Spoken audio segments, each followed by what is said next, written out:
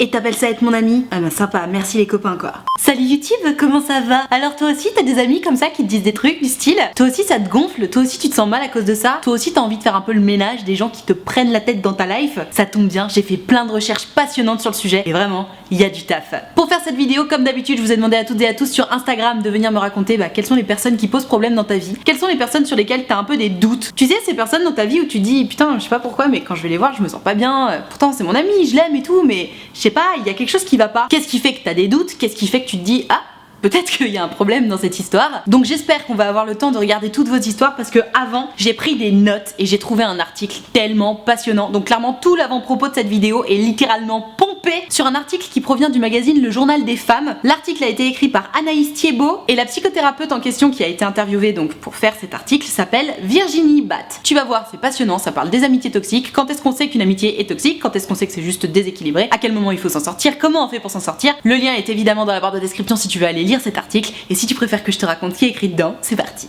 Ok, donc on va partir d'une définition très simple. Qu'est-ce que c'est l'amitié? Alors attention, dans cette vidéo je vais parler d'amitié, bien évidemment, c'est très parallèle à ce qui se passe dans le couple. Tu vas voir, il y a des signaux qu'on ne peut pas manquer et qui peuvent être présents dans le couple comme dans l'amitié. Donc là je vais parler surtout d'amitié, déjà parce que ça fait un moment que vous me dites ah Nat, s'il te plaît, tu peux parler des amitiés toxiques, etc. Donc j'ai envie de vous faire plaisir. Et puis aussi et surtout parce que de toute façon c'est très parallèle, c'est très similaire. Si t'as envie que je fasse une vidéo exprès sur les couples toxiques, on peut en parler, mais il me semble que j'en ai déjà fait une. Donc l'amitié c'est quoi? Je te lis les petits mots-clés que j'ai notés. Deux personnes qui sont dans une amitié, en principe, elles sont liées par de la bienveillance, évidemment. Attachement mutuel, normal, si c'est ton ami, tu l'aimes, tout ça. Et dans l'amitié, on s'écoute et on s'entraide. À partir du moment où tu as tous ces éléments-là, avec une personne qui ne fait pas partie de ta famille, tu peux dire que c'est ton ami. Bienveillance, attachement mutuel, écoute, entraide. Et donc, quand est-ce qu'il faut faire le ménage dans sa vie? Très simplement, il faut commencer à penser à faire le ménage peut-être dans ta vie quand tu commences à te dire que, tiens, tel ami me fait pas tant du bien que ça, ou alors j'ai toujours l'impression d'être toujours là pour lui ou pour elle et que elle n'est jamais là pour moi. À partir du moment où tu commences à avoir des petites amertumes comme ça, bon alors déjà évidemment c'est signe souvent qu'il faut en parler avec ton ami, et puis aussi et surtout peut-être qu'il faut que tu réfléchisses, parce que attention, tu sais en ce moment on parle de toxicité, de relations toxiques, d'amitié toxique dans tous les sens, etc. Attention, déjà on va commencer par faire la différence entre une amitié déséquilibrée, et ce type d'amitié là qui est déséquilibrée, on peut la sauver via la discussion, via la remise en question, etc. Et l'amitié qui est toxique, et les gens toxiques par définition n'ont pas les outils, n'ont pas les capacités de se remettre en question et de comprendre quels sont les reproches qu'on leur incombe. Du coup l'article en question recense 3 types d'amitié déséquilibrée. La première dont je vais te parler est basée sur le triangle de Karpman, K-A-R-P-M-A-N, donc j'imagine que c'est un psychologue ou quelque chose comme ça qui écrit des bouquins sur le sujet, voilà, je me suis pas trop renseignée. Et donc selon ce Karpman, on peut être dans une amitié déséquilibrée quand on se retrouve face à une victime. Pourquoi? Parce que tu la connais cette copine ou ce copain d'ailleurs qui va toujours dire ah tu penses jamais à moi, ah tu dis que jamais que je te manque, ah t'as pas fait ça, ah j'aimerais trop que tu fasses ça et tu le fais pas, gna gna gna. Tu sais, qui est jamais content, qui est toujours la victime, mais en même temps si elle est victime c'est toujours de ta faute. Lorsque tu te retrouves en face de cette personne-là qui joue la victime, toi, t'as 2 rôles à endosser. Soit celui du bourreau, parce qu'au bout d'un moment ça te pète les reins et tu lui dis va te faire foutre, tu me saoules. Soit celui du sauveteur, parce que après avoir été le bourreau où tu lui as dit vas-y tu me pètes les reins, bah fatalement tu culpabilises. Donc tu vas aller à sauver cette personne en lui disant mais non mais bien sûr que je pense à toi, etc. etc. Et voilà, ce phénomène-là c'est donc le triangle de Karpman. Alors je te rassure, si en entendant cette histoire tu te dis oh putain c'est exactement comme avec tel pote, ou alors si toi-même tu te dis oh putain j'avoue je suis grave une victime, ce n'est pas grave. C'est pas ce qu'on appelle une amitié toxique, c'est juste ce qu'on appelle une amitié déséquilibrée. Et d'ailleurs dans ce cas-là, c'est même pas tant qu'elle est déséquilibrée, c'est juste que l'amitié, elle est un peu stérile. Dans le sens où la personne qui va être la victime, en fait, de toute façon, elle sera jamais satisfaite. Donc c'est pas vraiment destructeur dans le sens où tu oscilles entre le bourreau et le sauveteur, mais au final, tu trouves pas ton compte, puisqu'on ne parle que de la victime. Donc ça va pas te détruire, mais comme je te disais, c'est stérile, parce qu'il n'y a pas de perspective d'évolution avec ce genre de personne, et il n'y a pas non plus de perspective de s'élever les uns les autres vers le haut, tu vois. Tu vas pas grandir grâce à cette personne. En soi, ça fait pas du mal, mais bon, ça sert pas à grand chose. Donc à la limite, si t'as du temps à perdre, si t'es content d'avoir quelqu'un avec qui passer du temps, très bien, ce genre de relation c'est pas grave, tant qu'évidemment ça commence pas à te polluer intérieurement, parce que attention, si ça te pollue intérieurement, tu vas voir tout à l'heure, c'est peut-être que ça dévie vers la relation toxique. Mais voilà, premier cas d'amitié déséquilibrée, deuxième cas d'amitié déséquilibrée, et finalement c'est plutôt parallèle, c'est ce genre d'amitié dans laquelle on ne parle que d'un seul des deux. Admettons, Gertrude et Germaine sont copines, et puis quand elles sont ensemble, on ne parle que de Germaine. Que de Germaine tout le temps. C'est Germaine par-ci, Germaine par-là, etc. Et puis Gertrude, quand elle essaie de dire ah ouais, tu sais, moi en ce moment je vis ça, Germaine elle lui coupe la parole en mode ah ouais non mais attends, excuse-moi, je vais terminer mon histoire, tu me racontes après hein. Elle blablate, et puis au moment où elle a terminé de raconter son histoire, ah putain je suis désolée, faut que j'y aille parce que j'ai rendez-vous avec machin, bisous ma chérie, ciao. Et donc au final Gertrude, elle aura pas raconté son histoire, personne l'aura aidée, personne se sera intéressé à elle. Ça pareil, c'est pas ce qu'on appelle une relation toxique, c'est juste une relation déséquilibrée. Le problème c'est qu'il y a aucune réciprocité. Donc au final, bah pareil, si t'as du temps à perdre avec quelqu'un qui ne parle que de lui ou que d'elle, bah pas de problème, tu vois, vas-y. Mais bon, en soi, c'est aussi un peu stérile, c'est-à-dire que ça va pas t'aider à grandir, ça va pas t'aider à évoluer, tu vois. Donc à toi de voir si t'as envie de garder cette personne-là dans ta vie ou pas. Peut-être que tu peux aussi en parler avec cette personne en lui disant, écoute ma cocotte, ou mon coco d'ailleurs, je sais pas si t'as remarqué, mais on parle quand même que de toi tout le temps, quoi. Donc si je t'emmerde, peut-être que tu peux traîner avec des gens qui t'intéressent, mais voilà, pour moi une amitié c'est censé être 50-50 et si t'es pas capable de m'écouter, ben ciao. Et d'ailleurs, en principe, ce genre de personne qui n'est obnubilée que par elle-même ne capte même pas en fait quand tu fais la gueule parce que la seule personne qui compte c'est elle. Troisième cas d'amitié déséquilibrée, c'est cette amitié dans laquelle il y a un ange gardien, tu sais, cette espèce de bon samaritain qui est prêt à tout et qui le fait spontanément et gentiment pendant que l'autre ne fait absolument rien. C'est un peu le rapport ange gardien princesse, c'est-à-dire que princesse elle demande pas grand chose, elle est assez gentille princesse, mais l'ange gardien est très soumis et très présent. Et la personne qui va endosser le rôle de l'ange gardien entre guillemets dans cette relation, elle va avoir l'impression que comme elle est très gentille et très disponible tout le temps, et ben en retour quand elle en aura besoin, les gens le seront. Sauf que c'est pas comme ça que ça fonctionne. Et ça crée un énorme déséquilibre parce qu'au final, princesse ne demande rien du tout, mais ange gardien trime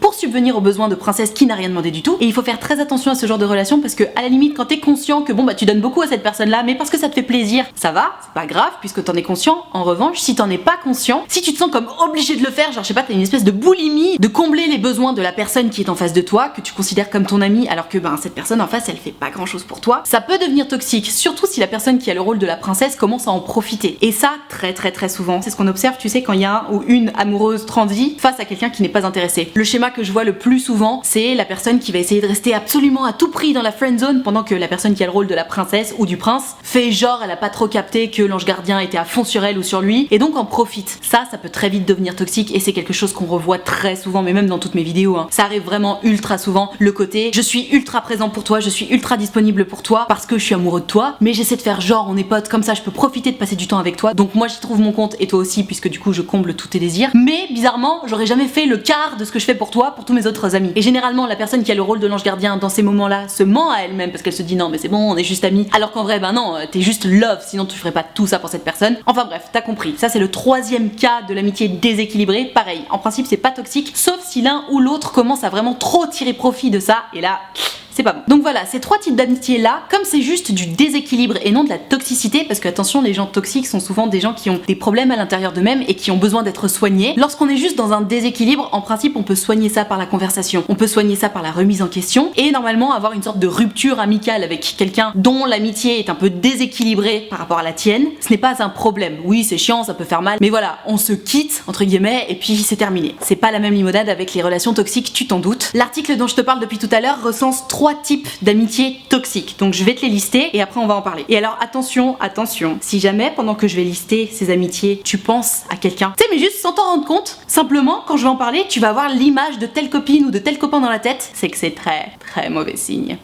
Abonné en tondeur. Donc, premier cas d'amitié toxique, entre guillemets, c'est l'amitié angoissante. C'est ce pote ou cette pote pour qui, quand tu vas aller le voir ou la voir, t'as cette espèce de boule dans le ventre. Tu sais, tu dis, putain, je suis stressée, genre, j'espère que ça va bien se passer. Ça, c'est ce qu'on appelle l'angoisse. C'est littéralement donc ce qu'on appelle une amitié angoissante. Et cette fameuse angoisse est très souvent due au profil pervers de la personne. Pas moi qui le dis, hein, c'est l'article dont je te parle depuis tout à l'heure. Et puis, de toute façon, si t'as un minimum de bon sens, à part si vraiment vous avez eu une très grosse engueulade et donc tu vas voir ton pote ou ta pote avec la boule au ventre parce que tu te dis, putain, j'espère qu'on va réussir à se réconcilier. En principe, si t'as un ami ou une amie que tu vas voir régulièrement et qu'à chaque fois que tu vas voir cet ami, t'as la boule au ventre et tu te dis putain j'espère que ça va bien se passer, c'est clairement qu'on est dans une amitié angoissante. Attention, faut pas généraliser. C'est pas parce que ça t'est arrivé d'être une fois angoissé quand t'es allé voir ton pote ou ta pote que c'est une amitié angoissante. Attention, hein, il y a un moment faut avoir un peu de sens critique. Hein. Deuxième cas d'amitié toxique, et attention, ça peut se cumuler, hein, je te rassure, parce que dans la toxicité, il n'y a pas de plafond, génial, c'est l'amitié culpabilisante. Tu sais, c'est ce pote ou cette pote pour qui tout ce que tu fais, c'est jamais assez bien. Et ça s'apparente pas mal, je trouve, dis-moi ce que t'en penses, hein, mais à l'amitié dont je parlais juste avant, dans laquelle il y a la victime, tu sais. Ah, tu fais jamais ça pour moi, ah, tu me dis jamais que je te manque, ah, tu fais jamais ceci, tu fais jamais cela. Ça, à mon sens, c'est déjà culpabilisant, tu vois, donc attention. Et donc, dans cette amitié culpabilisante, tu vas avoir tout le temps, mais en permanence, le sentiment de ne pas être à la hauteur. Tu vas avoir le sentiment de pas être assez bien pour l'amitié que la personne te porte. Et tout ça, d'après l'article, c'est dû au profil hystérique de la personne, qui va avoir tendance à être un éternel insatisfait, ou une éternelle insatisfaite, et qui du coup va te faire des reproches, va être régulièrement dans l'exagération, etc. Par exemple, admettons, tu vas chez ta copine, t'avais dit que tu ramenais le vin, et donc tu as fait ton devoir d'ami, t'as ramené une bouteille de vin blanc. Fatalement, pour la personne culpabilisante, ça va être ah mais t'es sérieuse, t'as pas pris de champagne? Putain, super. Ou alors, ah t'as pris qu'une seule bouteille.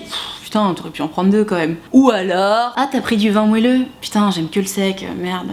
bah c'est pas grave, je vais boire autre chose. Voilà, tout ça c'est culpabilisant, c'est pas anodin. Pareil, attention, hein, ça peut arriver une fois de temps en temps, c'est pas très grave, mais si c'est régulier, ça doit te mettre la puce à l'oreille. Tu sais, comme en amour, c'est des panneaux de signalisation qu'on voit passer et auxquels il faut pas être indifférent parce que sinon, une fois que tu t'enterres dans l'amitié toxique, on va en parler tout à l'heure, mais pour en sortir, bonne chance. Troisième et dernier cas d'amitié toxique qui est listé par cet article qui est vraiment passionnant, je t'invite à aller le lire même après avoir vu ma vidéo parce qu'il est vraiment trop cool cet article. Et alors j'étais très surprise, c'est l'amitié qui te vide de ton énergie et ça m'a tellement fait penser à des choses que j'ai vécues dans ma vie. Cette copine ou ce copain, tu sais, avec qui tu vas passer la journée et à la fin de la journée tu vas faire oh putain, je suis éclatée, elle m'a vidé, faut que j'aille dormir. Tu vois ce pote ou cette pote? Et bah apparemment c'est un panneau de signalisation qu'il faut pas manquer non plus. Ce genre d'amitié qui va être épuisant, d'après cet article, c'est dû au profil de vampire émotionnel, je connaissais même pas ce terme, de la personne avec qui tu es ami. Et en fait on utilise cette notion de vampire entre guillemets émotionnel parce que la personne va se nourrir de ton énergie et elle va aussi se nourrir de ta présence parce que la personne n'est juste pas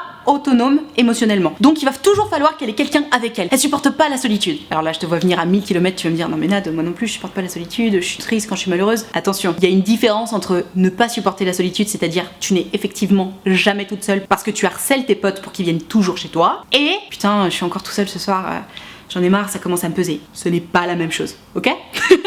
Et bien sûr, pour parfaire cette fameuse amitié qui te vide de ton énergie, toi du coup tu vas être obligé d'être toujours là, toujours au max de ta forme pour la personne, quand la personne, elle en retour, ne va juste rien te donner, sinon c'est pas drôle. Voilà, donc maintenant que je viens bien de semer la zizanie dans ta tête en t'expliquant ce que c'est une relation toxique, là peut-être qu'il y a quelque chose dans ta tête qui fait ding ding ding ding ding, alerte, alerte, alerte, cette personne est toxique pour moi, comment je vais faire pour m'en sortir, oh putain, calme down. Il n'y a aucune raison de s'angoisser, je te rassure, il y a plein de façons de sortir d'une relation toxique. C'est absolument possible, alors je te cache pas que c'est difficile, il faut de la volonté, mais c'est possible et pour ton équilibre c'est clairement nécessaire. Donc voyons ce qu'il faut faire pour en sortir.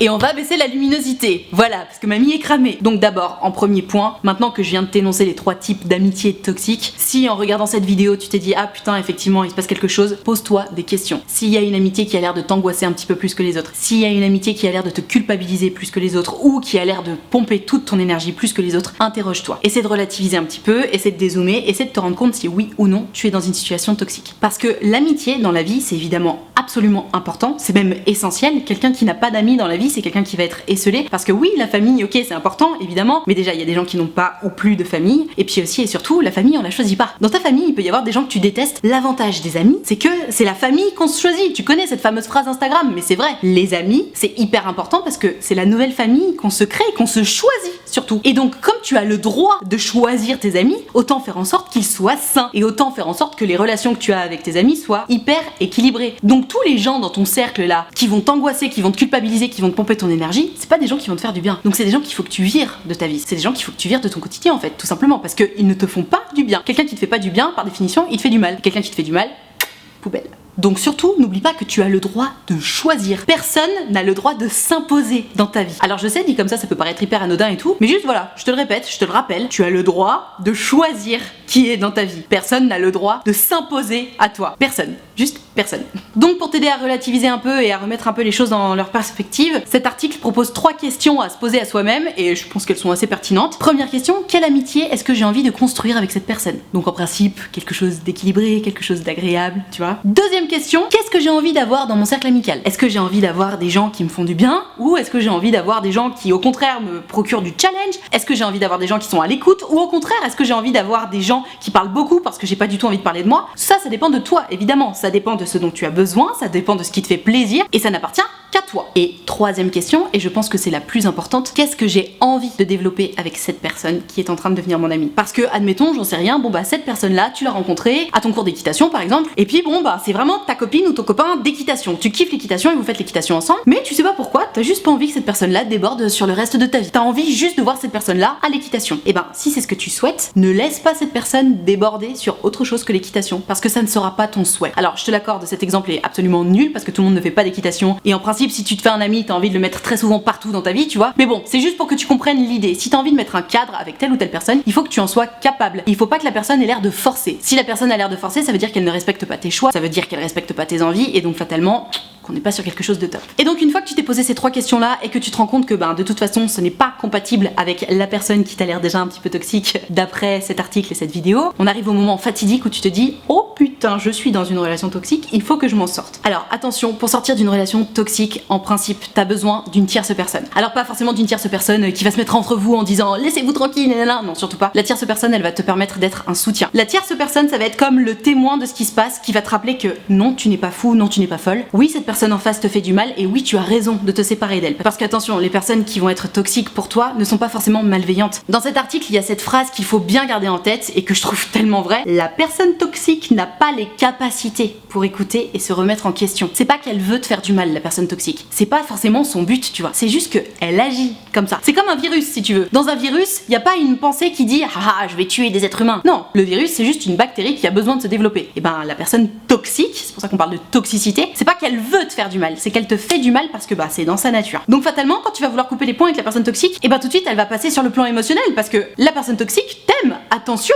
elle t'aime cette personne, et elle te fait du mal. Et donc c'est pour ton bien-être à toi qu'il faut que tu t'en ailles. Donc tierce personne, c'est très important parce que ça va être un peu ton repère, cette personne là, pour t'aider à sortir de ça. Deuxième point, et alors ça vraiment, je sais que c'est très difficile à respecter, mais ça ne sert à rien d'avoir une conversation avec la personne qui est toxique pour toi pour essayer de la faire devenir moins toxique ou quoi que ce soit. Encore une fois, être toxique, c'est une pathologie en fait. C'est quelque chose qui dans ta tête tourne pas rond et qui du coup te fait faire du mal aux autres, mais c'est pas volontaire, ce n'est pas de la malveillance. Donc c'est pas quelque chose que tu peux soigner par la discussion parce que encore une fois, la personne toxique, pour elle, tout va bien en fait. Comme dit l'article, la personne toxique n'a pas les capacités, elle n'a pas les outils pour se remettre en question et pour comprendre. Et donc qu'est-ce qui va se passer si tu essaies d'avoir une conversation avec la personne toxique? Elle va pas comprendre, elle va se braquer et elle va essayer de remettre la faute sur toi parce que ça fait un bug dans le système. Comme ça peut pas être de sa faute à elle, c'est que c'est forcément ta faute à toi. Et donc elle va te dire des choses qui vont te blesser, qui vont te faire du mal et toi ça va être la merde dans ta tête. Et donc back to step one, heureusement que t'as la 3e personne qui va t'aider à sortir de ça. Donc pas de conversation avec la personne toxique puisque c'est absolument stérile et inutile. Juste tu prends tes distances petit à petit. Et prendre cette distance, c'est très facile. Ça passe juste par des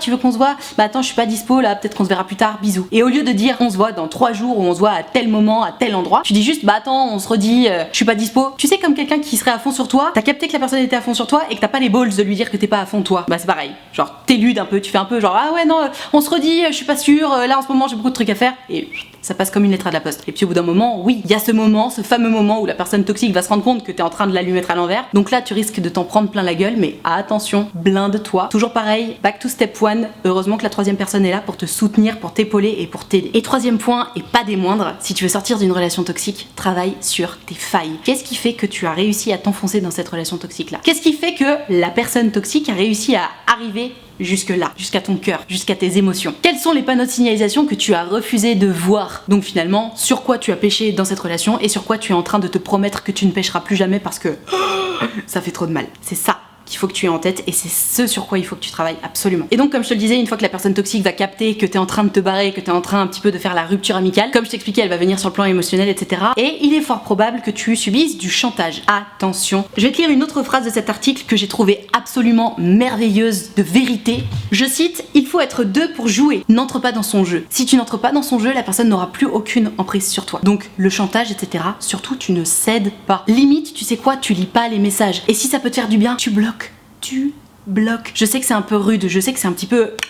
mais en fait, il y a un moment, faut penser à soi. Si t'as besoin de sortir de cette relation toxique, t'as pas besoin de te recevoir tout le venin dans la gueule de la personne qui est mal en fait. Parce qu'encore une fois, les personnes qui sont toxiques, ça vient d'un mal-être, tout ça. Encore une fois, c'est pas malveillant, mais ça peut le devenir. Et si ça le devient, t'as pas besoin de te prendre tout ça dans la gueule. Donc à la limite, tu bloques. Protège-toi, protège ton petit cœur. Parce que de toute évidence, c'est ça le plus important.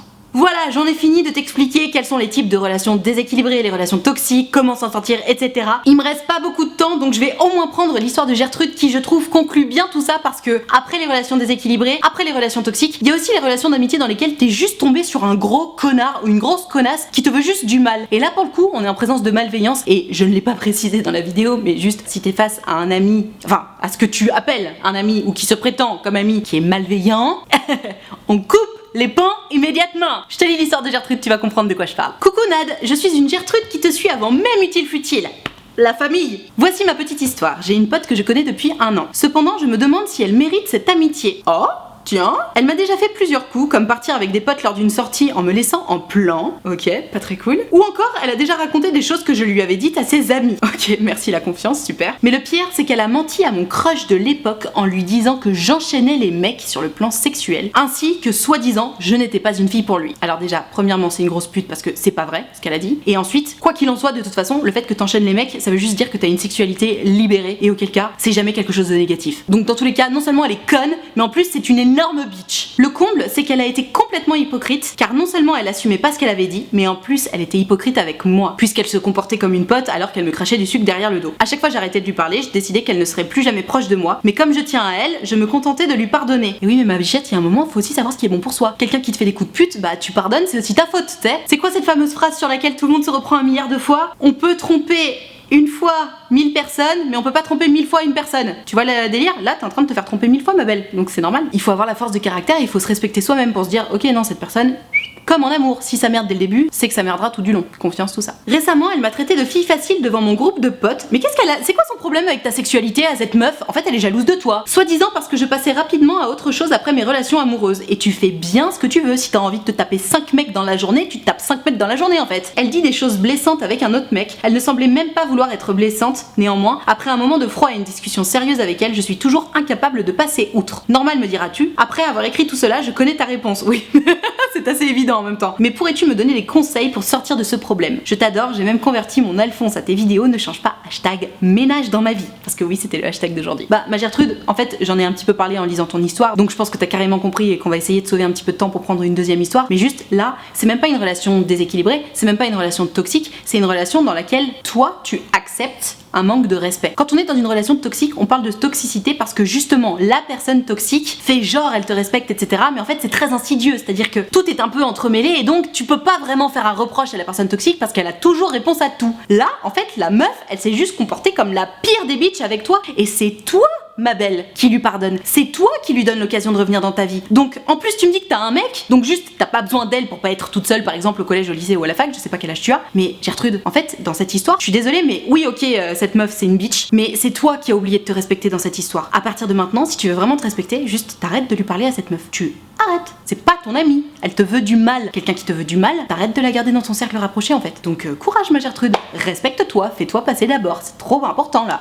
Bon, il me reste pas suffisamment de temps pour prendre une autre histoire, je suis désolée, j'aurais adoré pouvoir continuer cette vidéo et faire un maximum de questions, de situations, etc. Mais honnêtement, j'ai quand même l'impression que cette vidéo est assez complète. Entre relations déséquilibrées, relations toxiques et relations où toi t'as juste oublié de te respecter toi-même, je pense qu'on a quand même plus ou moins fait le tour. Si jamais t'as d'autres idées, viens les dire dans les commentaires, viens compléter cette vidéo. Encore une fois, si t'as envie de lire l'article duquel je me suis inspirée, duquel j'ai littéralement tout pompé, hein, on peut le dire, il est dans la barre de description. Et puis bien entendu, si cette vidéo t'a plu, si elle t'a intéressé, si ça t'a appris des choses, pose-moi le pouce bleu s'il te plaît, c'est hyper important pour moi, ça récompense mon travail, ça me permet de savoir que t'as aimé mon travail. Abonne-toi à cette chaîne aussi si t'as envie de voir les autres vidéos. Et si tu veux en louper aucune, il faut cliquer sur la cloche, comme ça t'as une notification quand je sors une vidéo et ça c'est le feu. Si jamais t'as envie de pouvoir participer aux prochaines vidéos en me racontant ton histoire, c'est sur Instagram. Donc tu n'as qu'à venir me suivre, @nadrichard avec 2 H, c'est écrit là depuis le début de la vidéo. Et surtout il faut regarder mes stories parce que c'est dans mes stories que je précise quelle vidéo je suis en train de préparer, etc. Donc n'hésite pas à venir me suivre, tu verras, je poste des photos, des vidéos, tout ça. C'est la teuf et je t'attends dès à présent sur Instagram. Et alors si jamais t'as envie de venir me raconter ton histoire directement juste de toi à moi, just the two of us, c'est possible. J'ai créé un site internet qui s'appelle utilefutile.fr, le lien est dans la barre de description, sur lequel tu peux prendre rendez-vous avec moi. Tu peux prendre rendez-vous soit à l'écrit, soit au téléphone, soit en visio, selon ce que tu préfères, selon si t'es timide ou pas. Et tu peux choisir de prendre un créneau soit de 20 minutes, soit de 45 minutes, selon si ton histoire est longue ou pas, selon si t'as beaucoup de questions à poser, selon si t'as besoin de beaucoup en parler ou pas. Aussi, évidemment, ça dépend de tout ça. Donc bref, tu l'auras compris, c'est un peu à la carte. En tout cas, si t'as envie de prendre rendez-vous et que t'oses pas, que t'as peur ou quoi que ce soit, n'aie pas peur. Tu ne me dérangeras jamais et je serai forcément trop contente de pouvoir t'avoir en direct et de pouvoir discuter avec toi et de pouvoir essayer de t'aider. Donc n'hésite pas, utilefutile.fr, le lien est dans la barre de description. Et pour terminer, je te rappelle que l'option de souscription payante à ma chaîne YouTube est activée, ce sont les abonnés de diamant. Les abonnés de diamant, tout simplement, ils sont là pour me soutenir et c'est la raison pour laquelle il y a une cotisation de 5 € par mois ou plus d'ailleurs, si tu le veux et que tu le peux, tu peux mettre une cotisation plus élevée. Et moi, pour remercier mes abonnés de diamant de tout ce soutien et de tout cet amour d'ailleurs, parce que Dieu sait qu'ils m'en donnent de l'amour, j'ai créé un groupe Facebook dans lequel on discute tous ensemble. J'en fais fait des lives Facebook exclusifs rien que pour eux 3 fois par semaine. Et tu l'auras compris, il y a vraiment une très très bonne ambiance, tout le monde est très gentil, très accueillant. Donc pareil, si t'as envie de venir les rejoindre, vraiment n'aie pas peur, ne te prive pas de ce bonheur, n'hésite pas à venir les rejoindre, le lien est dans la barre de description et je te promets que tu seras bien accueilli, ça c'est une certitude parce que c'est la règle. Tout ceci étant dit, merci infiniment d'avoir suivi cette vidéo en entier. Si jamais tu penses que cette vidéo peut aider quelqu'un à sortir d'une relation toxique ou déséquilibrée, n'hésite pas à la lui envoyer, ça me fera plaisir. Et moi en attendant la prochaine vidéo, je te fais des très très gros bisous. Ciao.